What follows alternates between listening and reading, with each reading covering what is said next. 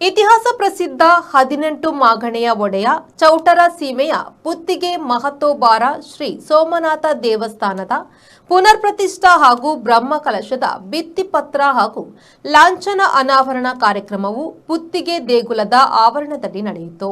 ಪುತ್ತೆ ಎಂಬ ಹೆಸರಿನ ಭಿತ್ತಿಪತ್ರ ಮತ್ತು ಲಾಂಛನವನ್ನು ಹಿರಿಯ ಕರಸೇವಕರಾದ ಗಂಗಯ್ಯ ಗೌಡ ಪಾದೆಮನೆ ಹಾಗೂ ವಿಠಲಗೌಡ ಪುತ್ತಿಗೆ ಬೀಡು ಅವರು ಅನಾವರಣಗೊಳಿಸಿದರು.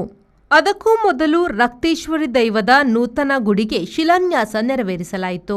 ಈ ಸಂದರ್ಭ ದೇವಸ್ಥಾನದ ಆನುವಂಶಿಕ ಮೊಕ್ತೇಸರ, ಚೌಟರ ಅರಮನೆಯ ಕುಲದೀಪ್ ಎಂ, ಮಾಜಿ ಸಚಿವ ಅಭಯಚಂದ್ರ ಜೈನ್, ಬ್ರಹ್ಮಕಲಶೋತ್ಸವ ಸಮಿತಿಯ ಪದಾಧಿಕಾರಿ ಶ್ರೀಪತಿ ಭಟ್, ಜಯಶ್ರೀ ಅಮರನಾಥ್ ಶೆಟ್ಟಿ, ಪ್ರಧಾನ ಅರ್ಚಕ ಅಡಿಗಳ್ ಅನಂತಕೃಷ್ಣ ಭಟ್, ಶಿವಪ್ರಸಾದ್ ಆಚಾರ್ಯ, ವಾದಿರಾಜ್ ಮಡ್ಮಣಾಯ, ವಿದ್ಯಾ ರಮೇಶ್ ಭಟ್, ಪ್ರಶಾಂತ್ ಭಂಡಾರಿ ಮತ್ತಿತರರು ಉಪಸ್ಥಿತರಿದ್ದರು.